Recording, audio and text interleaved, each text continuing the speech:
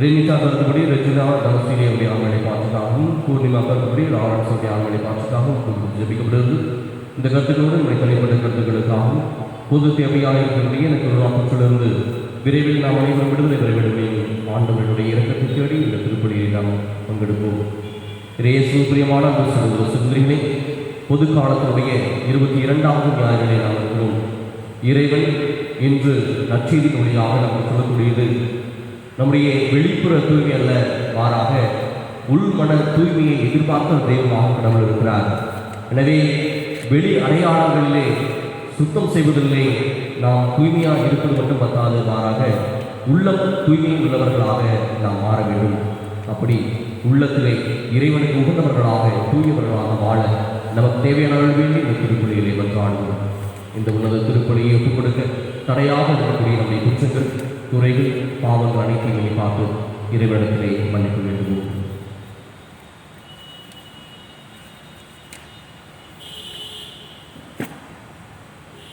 எல்லாமல்ல இறைவனிடமும் சகோதர சகோதரிகளிடமும் நான் பாவியை ஏற்றுக் கொள்கிறேன். ஏனெனில் சிந்தனையாலும் சொல்லாலும் செயலாலும் கடமையில் தவறையாலும் பாவங்கள் செய்தேன். என் பாவமே என் பாவமே என் பெரும் பாவமே.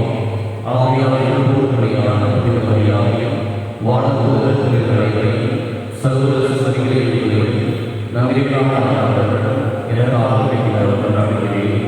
எல்லாம் இறைவன் மீது இரக்கம் வைத்து நம் பாவங்கள் அனைத்தையும் மன்னித்து நம்மை நிலை வாழ்வுக்கு அழைத்து சொல்வாராக. ஆமென்.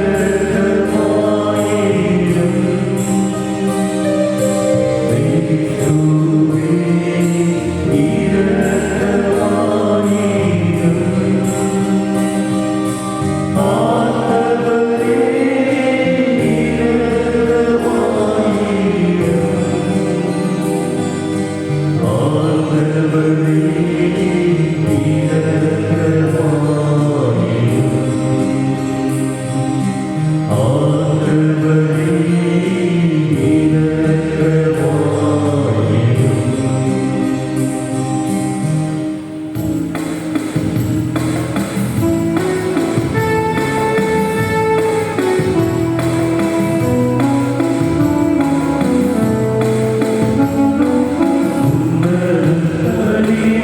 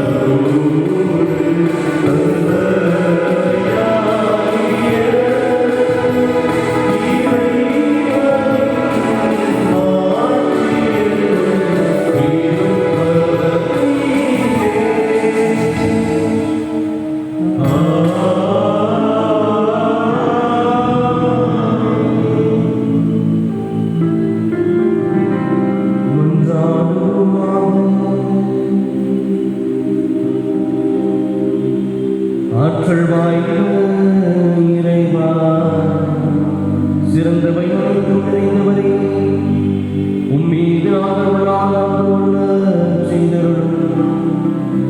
அதனால் எங்களது சமயப்பற்றை வளர்த்து நன்மைகளை பெருகச் செய்து நீர் எங்களின் கருத்துடன் உருவாக்கியதை பராமரித்து காத்தருள்வீராக. உம்மோடு தூய ஆவியாரை ஒன்றித்து இறைவனாய் என்றென்றும் வாழ்ந்து ஆட்சி செய்கிறார். உம் திருமகனாகிய இயேசு கிறிஸ்து வழியாக உம்மை மன்றாடுகின்றோம்.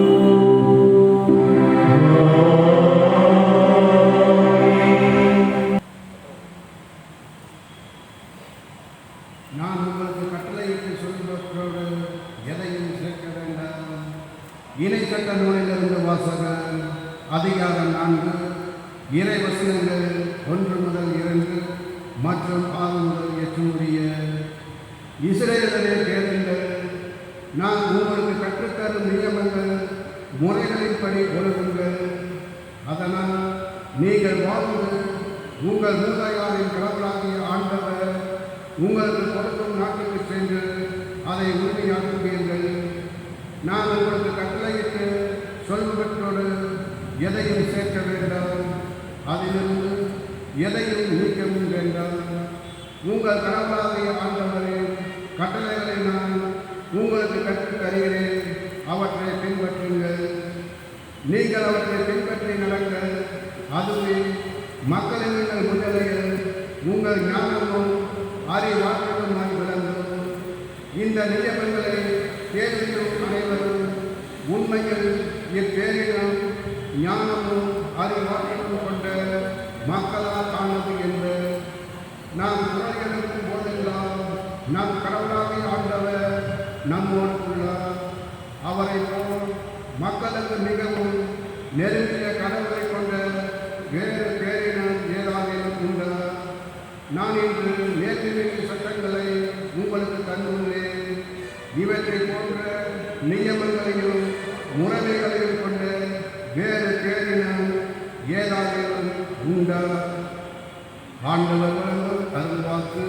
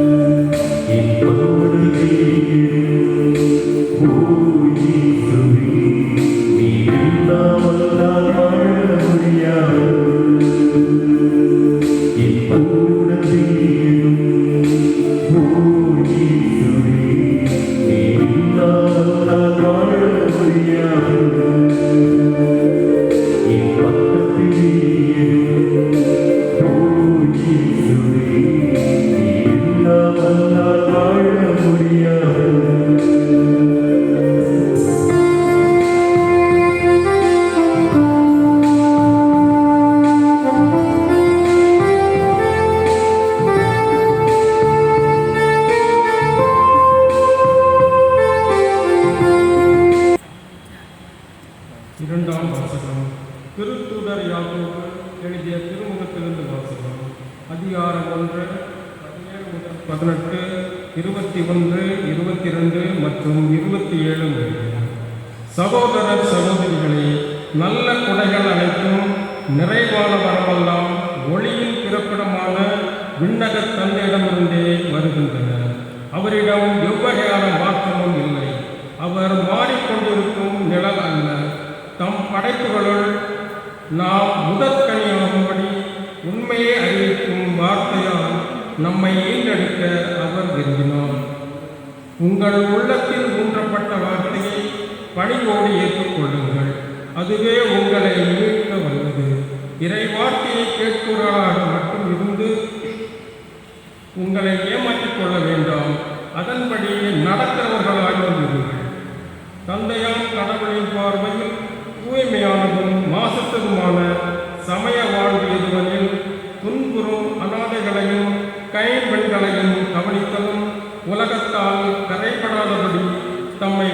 கொள்வதும் ஆகும்.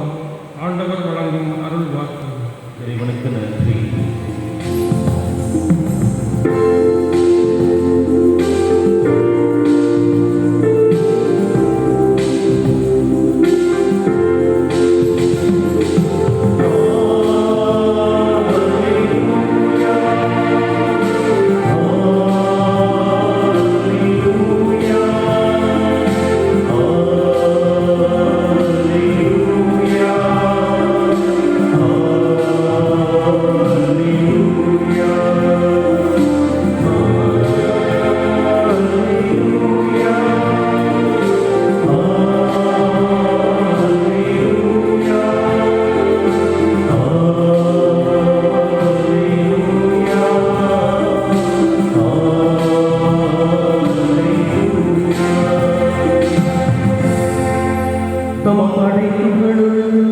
நாம் ஆகும்படி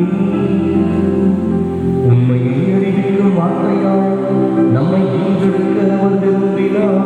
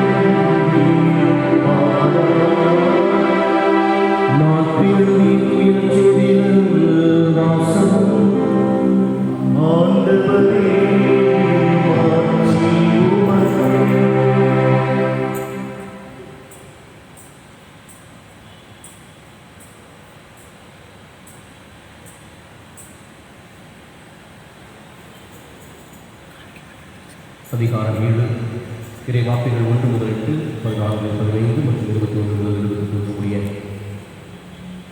ஒரு நாள் பரிசேயரும் எருசலேமிலிருந்து வந்திருந்த மறைநூல் அறிஞர் சிலரும் இயேசுவிடம் வந்து கூடினர்.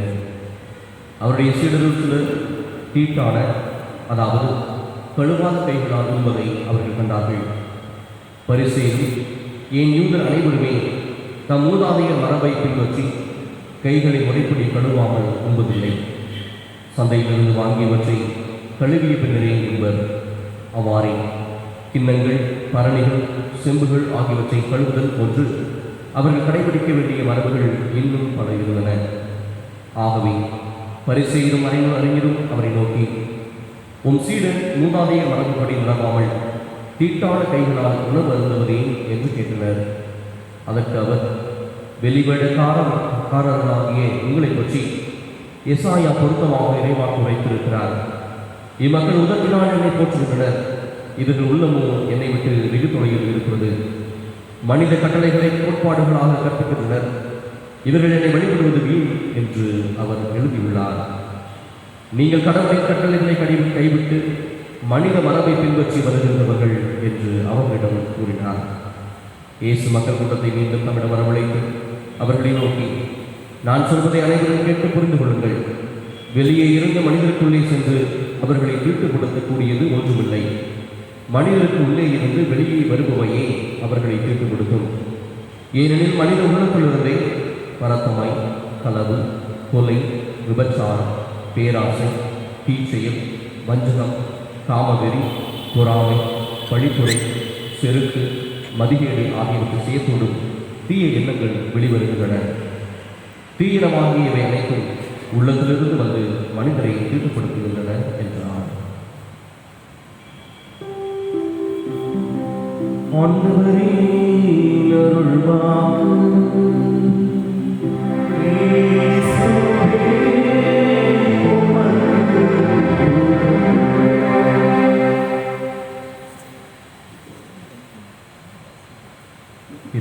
பிரியமான அன்பு சகோதர சகோதரிகளே,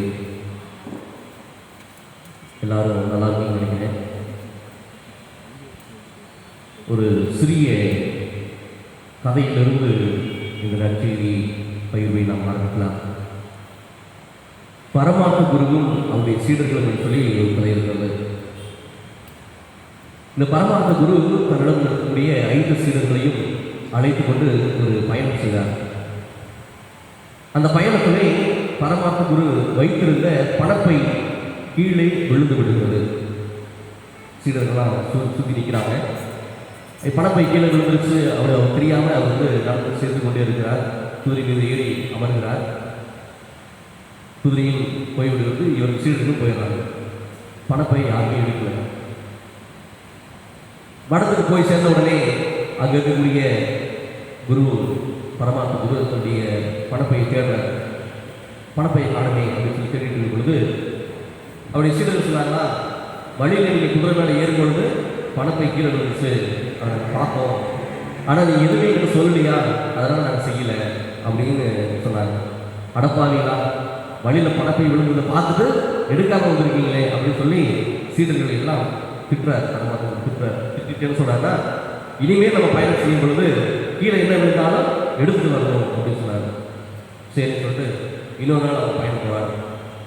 பயணம் போகிறாங்க. பயணம் போயிட்டு முடிச்சதுக்கப்புறம் பயணத்தை மீண்டுமாக மடத்துக்கு வந்து சேர்ந்துடுறாங்க. சேர்ந்துடும் பொழுது அவருடைய 5 சீடர்கள் ஒரு சீடர் கையில் குதிரைச்சாணி சொன்னால் தூக்கிட்டு வந்துருந்தாங்க.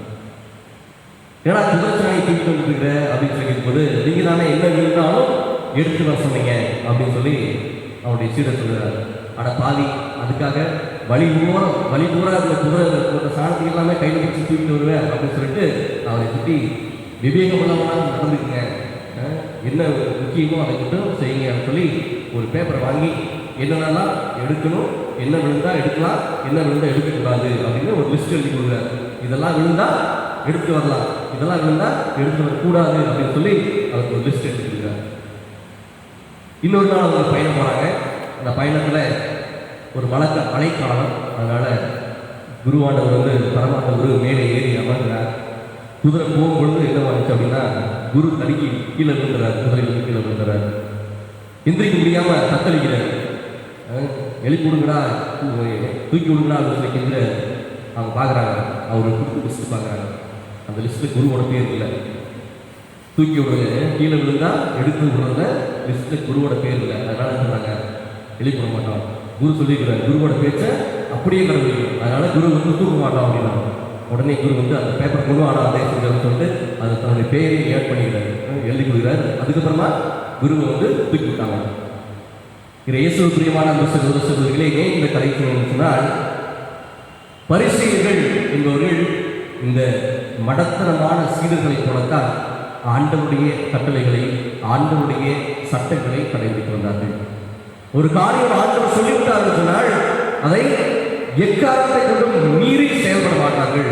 ஆனால் அதே வேளையிலே இந்த சட்டம் எதற்காக கொடுக்கப்பட்டது, ஏன் கொடுக்கப்பட்டது, அதை நாம் எப்படி கடைபிடிக்க வேண்டும், அதனுடைய ஆழம் என்ன, அதனுடைய உண்மையான அர்த்தம் என்ன என்பதை உணராத ஒரு மக்கள் கூட்டமாகவே பரிசேயர்கள் வாழ்ந்து வந்திருக்கிறார்கள்.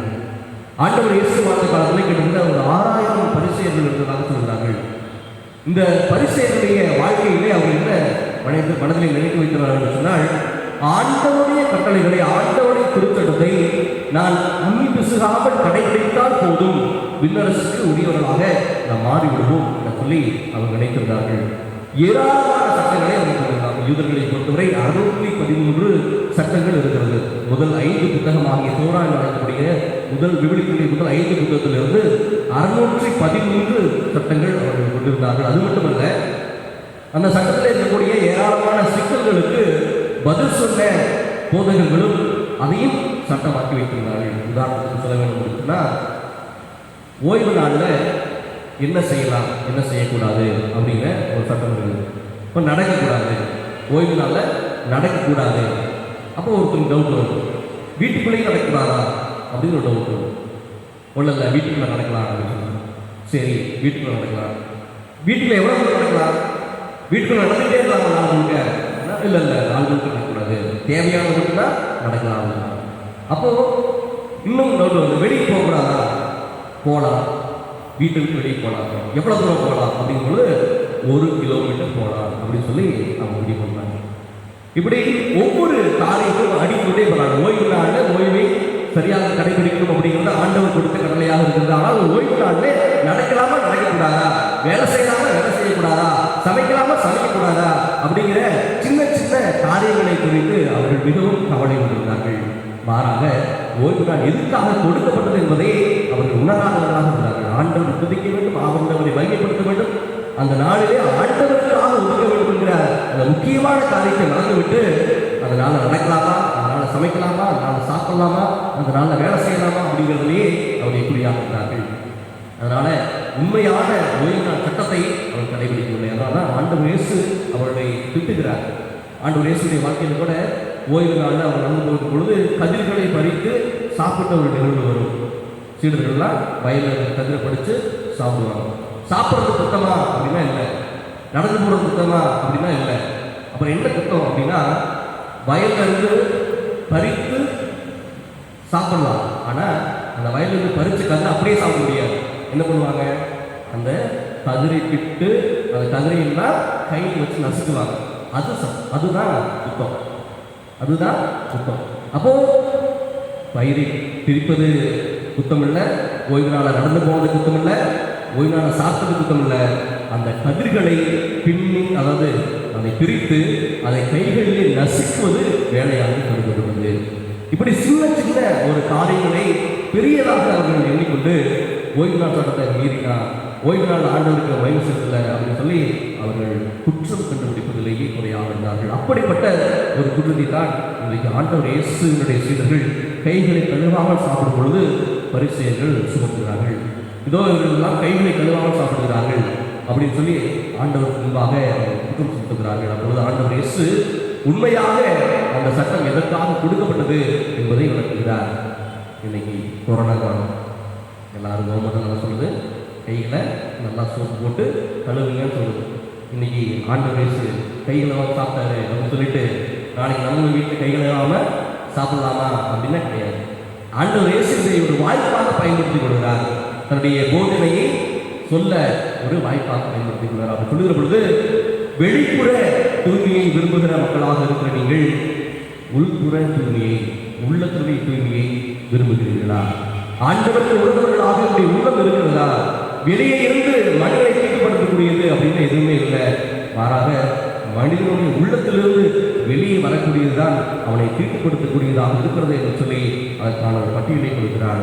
மனித உள்ளத்திலிருந்தே பரத்தமை, களவு, கொலை, விபச்சாரம், பேராசை, தீச்செயல், வஞ்சகம், காமவெறி, பொறாமை, பழிப்புரை, செருக்கு, மதிகேடு ஆகியவற்றை செய்துள்ளும் தீய எண்ணங்கள் வெளிவருகின்றன என சொல்லி அவர்களுக்கு அறிவுறுத்துகிறார். பிரியமான சகோதர சகோதரிகளே, சட்டங்களை கடைபிடிப்பது மட்டுமே விண்ணரசுக்கு உரியவர்களாக உங்களை மாற்றாது. மாறாக இறைவனுக்கு உகந்தவர்களாக அந்த சட்டத்தை பயன்படுத்துவதனால்தான் இறைவனுக்கு உகந்தவர்களாக நாம் மாற முடியும். அதனால்தான் இந்த 2ஆம் வாசகத்திலே அழகாக சொல்லப்பட்டிருக்கிறது, நீங்கள் இறைவாக்கையை கேட்டதை குறித்து மகிழ்ச்சி அடைந்து விடாதீர்கள், மாறாக அந்த இறைவாக்கின்படி வாழ்கிறவர்களாக இருங்கள் என்று சொல்லி அழகாக சொல்லப்பட்டிருக்கிறது. எனவே நாம் நம்முடைய வாழ்க்கையிலே இறைவாக்கையை கேட்கிற மக்களாக அல்ல, மாறாக இறைவாக்கையை வாழ்ந்து காட்கிற மக்களாக நாம் இருக்க வேண்டும்.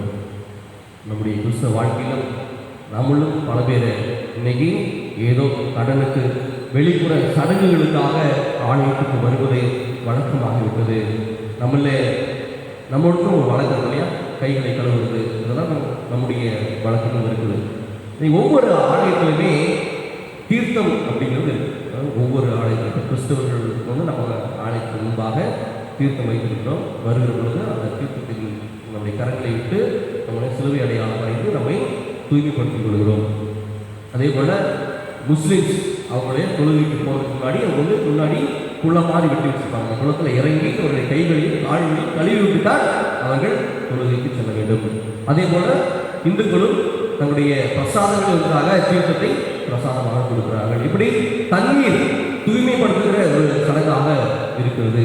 தூய உள்ளத்தோடு வர ஒவ்வொரு மதமும் அழைக்கிறது. அதே போல தான் நம்முடைய கிறிஸ்துவ மதம் ஒவ்வொரு ஞாயிற்றுக்கிழமையும் ஃபாதர் ஈசோப்படினால் பாடி தீர்த்து கழிக்கிற ஒரு அம்மா வந்து ரொம்ப வேகமாக வந்து, ஃபாதர் என் மேலே தீர்த்ததே பரவாயில்ல ஃபாதர் அப்படின்னு.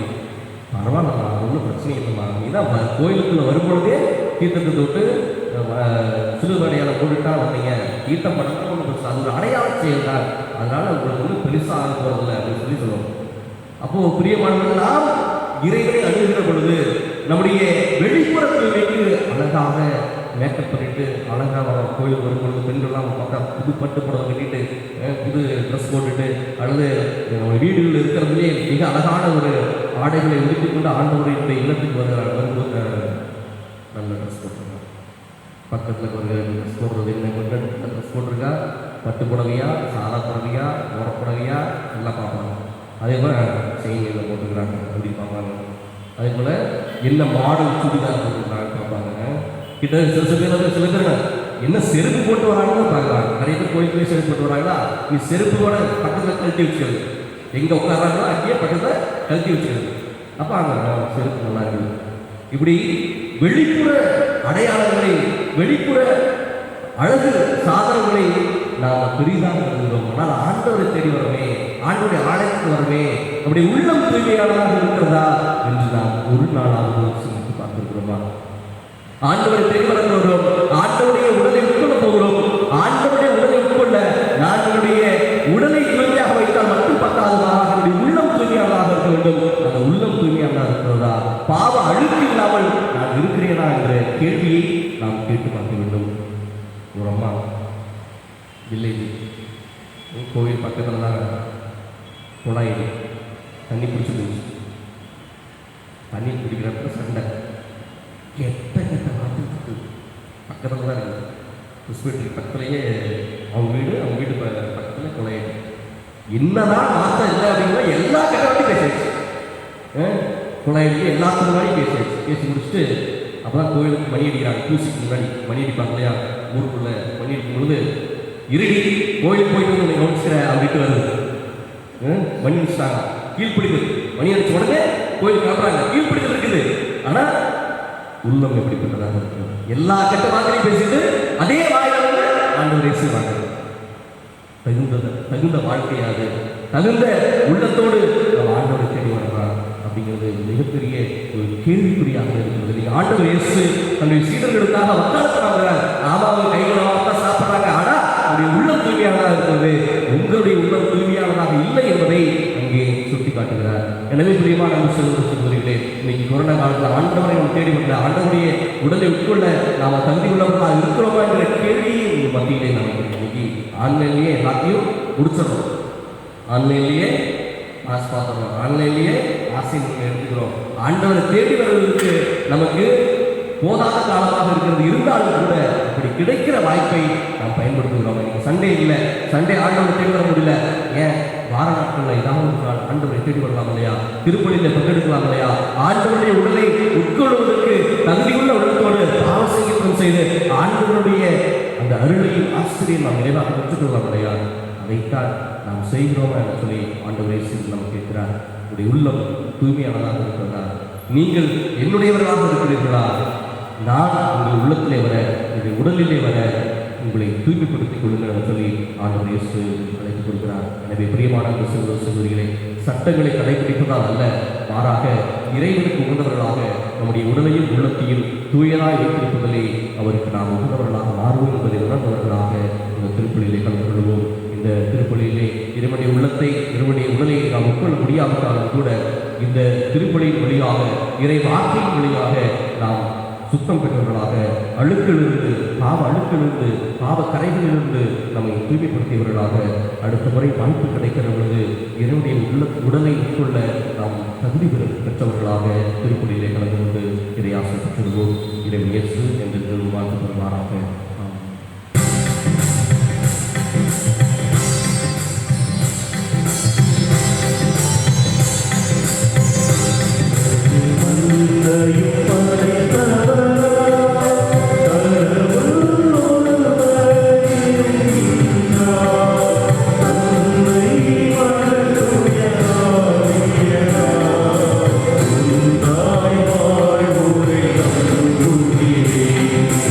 Oh, yeah.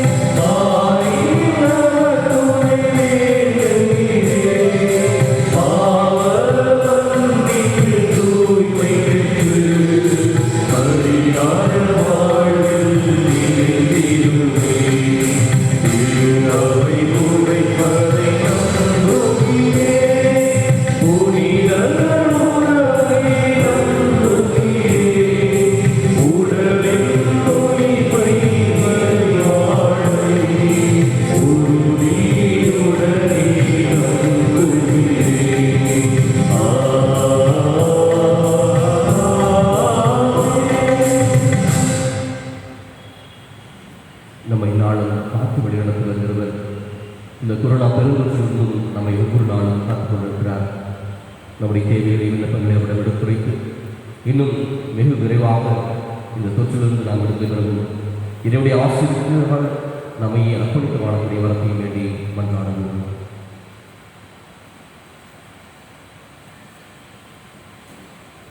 எங்களை நாளும் வழிநடத்தி காத்து வருகிற அன்பதை நேரிவா எங்கள் திருத்தந்தை ஆயர்கள் குருக்கள் புறவரத்த அனைவரும் உமக்கு உகந்த மக்களாக தங்களை மாற்றிக்கொள்ளவும் சட்டங்களை மட்டுமே கடைபிடிக்கிற மக்களாக இல்லாமல் மனிதர்களின் தேவைகளை உணர்ந்தவர்களாக அவருடைய அருள் வாழ்வுக்கு உதவி செய்கிற மக்களாக வாழ அருள் தர வேண்டுமாய் இறைவா அவை மன்றாடுகின்றோம்.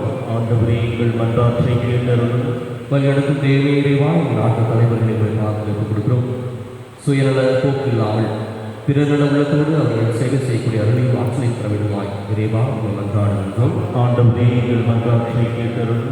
எங்களை நாளுக்கு காத்து வழிநடத்துவது அன்றவே இறைவா இந்த கொரோனா பெருந்தொற்று எங்களை விட்டு வெகு விரைவாக அகல வேண்டுமெனவும் இந்த கொரோனாவினால் பாதிக்கப்பட்ட மருத்துவமனையில் அனுமதிக்கப்பட்டிருக்கக்கூடிய ஒவ்வொருவரையும் என் நிறைவாற்றுக்கு ஆசிர்வதிக்கும் அவருக்கு விரைவிலை சுகம் தரவும் அந்த பெருந்தொற்றிலிருந்து எங்களை காப்பதற்காக தீராக உழைத்துக் கொண்டிருக்கக்கூடிய ஒவ்வொரு மருத்துவர்களையும் செவிலியர்களையும் ஆசிர்வதிக்க வேண்டுமாய் இறைவா அவை மன்றாடுகின்றோம். ஆண்டவரே எங்கள் மன்றாற்றை கேட்டருளும். அந்த தெய்வங்களுடைய பங்கில் இருக்கக்கூடிய இளைஞர்கள் இளம்பெண்கள் ஒவ்வொருவரையும் அதை பாதுகாத்துக் கொடுக்கிறோம். இந்த நவீன உலகினை சிக்கிக்கொள்ளாமல் இறைவனுக்கு உகந்த மக்களாக நாம் வாழ வேண்டும் என்கிற உணர்வோடு உமக்கேற்ற மக்களாக வாழ தூய ஆவியாளருடைய அருளை கொடுத்து அவரை வழிநடத்த வேண்டுமாய் இறைவா மன்றாடுகின்றோம். ஆண்டவரே எங்கள் மன்றாற்றை கேட்டருளும். அந்த தெய்வங்களுடைய பங்கிலே நோயுற்றிருக்கிற ஒவ்வொருவரையும் இதை பாதுகாத்து கொடுக்கிறோம். நோயுற்றிருக்கிற ஒவ்வொருவருக்கும் ஆறுதலையும் அடைக்கலத்தையும் கொடுத்து அவர்களுக்கு உடைய மருத்துவத்தின் உதவியை செவிலியர்கள் மருத்துவர்கள் வழியாக அவர்களுக்கு ஆசிரியை கொடுத்து வழிநடத்த வேண்டுமாய் இறைவா அவரை மன்றாடுகின்றோம். ஆண்டவரே எங்கள் மன்றாற்றை கேட்டருளும். அவருடைய தனிப்பட்ட விண்ணப்பங்களுக்காகவும் இரவு மௌனமாக மன்றாடுவோம்.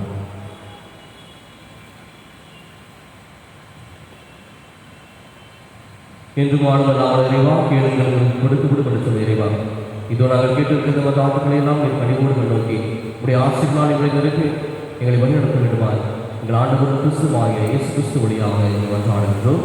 ஆமென்.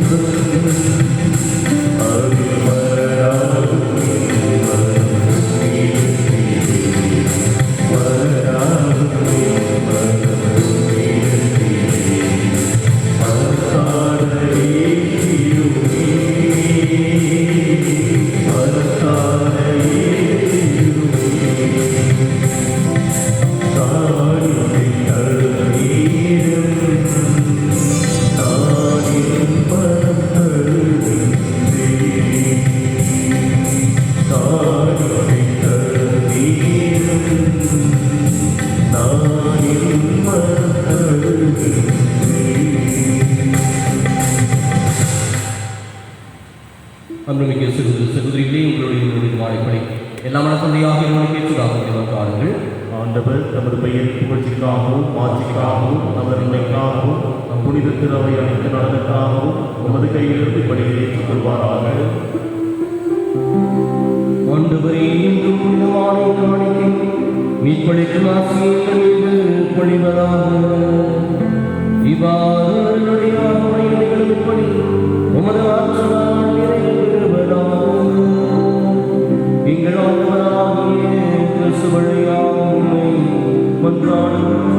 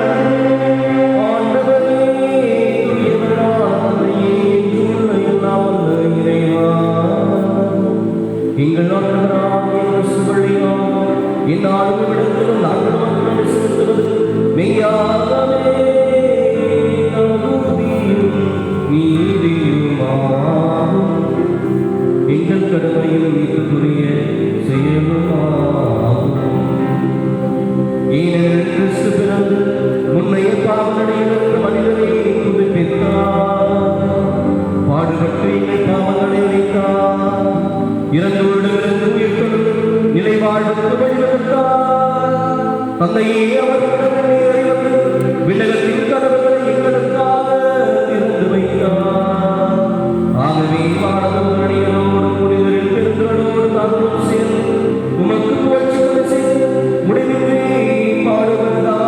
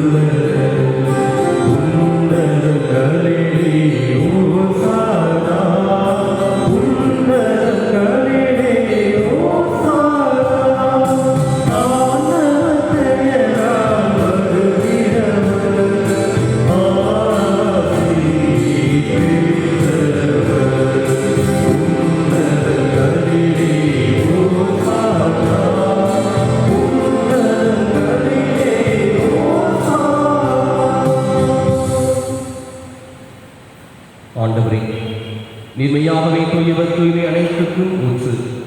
ஆகவே உடைய ஆவியை பொழுது காணிக்கைகளை தூய்மைப்படுத்த நினைவென்றோம். இவ்வாறு எங்கள் ஆண்டவர் இயேசு கிறிஸ்துவின் உடலும் இரத்தமுமாக எங்களுக்கு இவை மாறுபடமாகும். அவர் பாடுபட உலகம் கணிந்து நம்மை கையளிக்கும் போது அப்பத்தை எடுத்து நன்றி செலுத்தி அதை பிட்டு தம் சீடர்களுக்கு அழைத்து அவர் கூறியதாவது: அனைவரும் இதிலிருந்து பெற்று உண்ணுங்கள், ஏனெனில் இது உங்களுக்காக கையளிக்கப்படும் என் உடல்.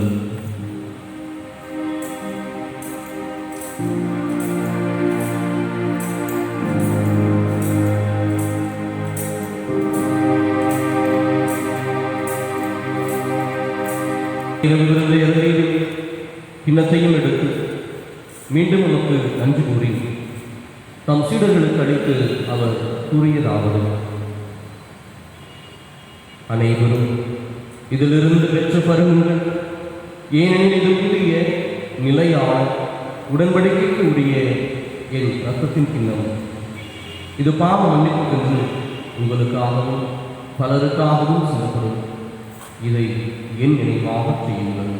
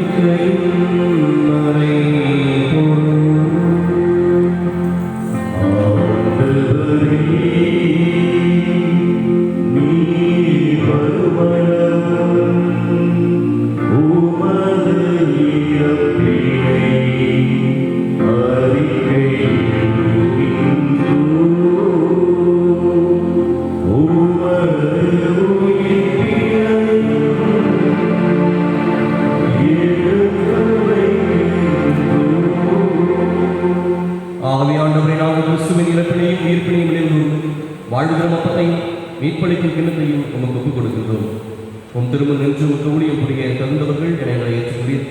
எனவே மக்கள் நன்றி செலுத்துகின்றோம். மேலும் கிறிஸ்துவின் உடலிலும் இரத்தத்திலும் பங்கு கொள்ளும் எங்களை தூய ஆவியார் ஒன்று சேர்க்க வேண்டும் என உம்மை தாழ்மையுடன் மன்றாடுகின்றோம். ஆண்டவரே, உலகிலும் பரவியிருக்கும் ஒரு திரு அவையை இணைத்து கொண்டிருக்கும் எங்கள் திருத்தந்தை பிரான்சிஸ், எங்கள் ஆயர் தாமஸ் அக்குவினாஸ், எல்லா திருநிலையினர் ஆகிய அனைவரோடும் உமது திரு அவை அன்பில் நிறைவு பெறச் செய்திருக்கும். மேலும் உயிர்ப்புடன் எதிர்நோக்களும் துயில்களும் எங்கள் சகோதர சகோதரிகள் ஒவ்வொருவரையும் இறந்தோர் அனைவரையும் இரக்கத்துடன் நினைவு கூர்ந்து உமது திருமுக வழியில் ஏற்றிருடும் எங்கள் அனைவர் மீதும் இரக்கமாயும்.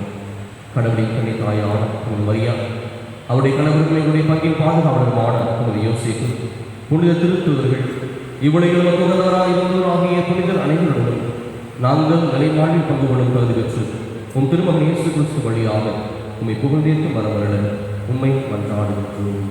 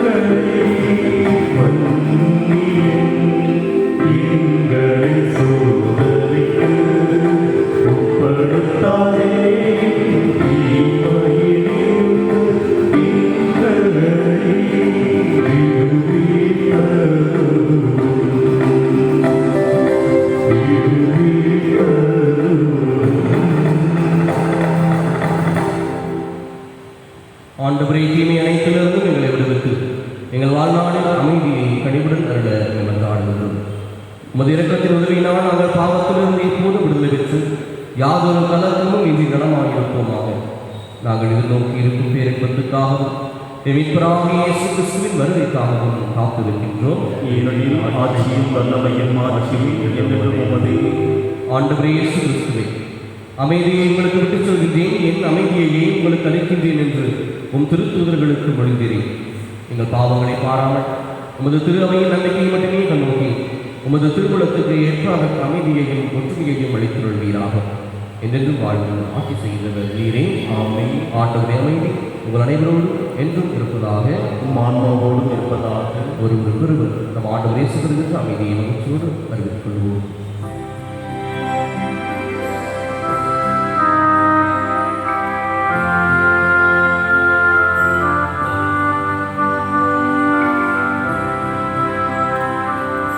உலகின் பாவம் போக்கும் இறைவனின் செம்மறியே, என் மீது இரக்கம் வையும். உலகின் பாவம் போக்கும் இறைவனின் செம்மறியே,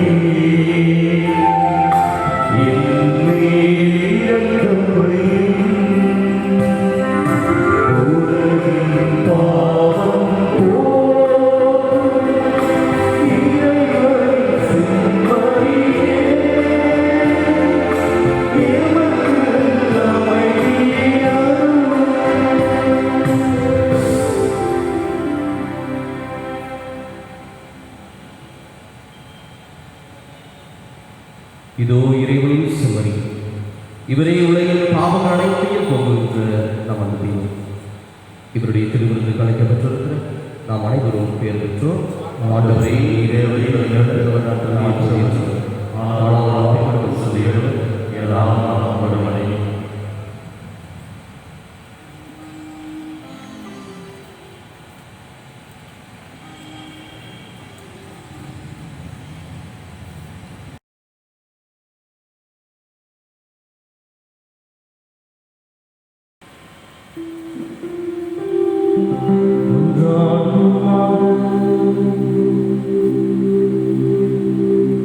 ஆண்டவரே குணமாக நாங்கள் உம்மை வேண்டுகின்றோம்.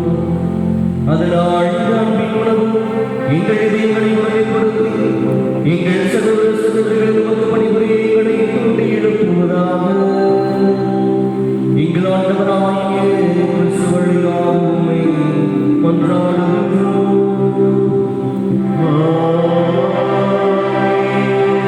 ஆண்டவர்களோடு இருப்பாராக.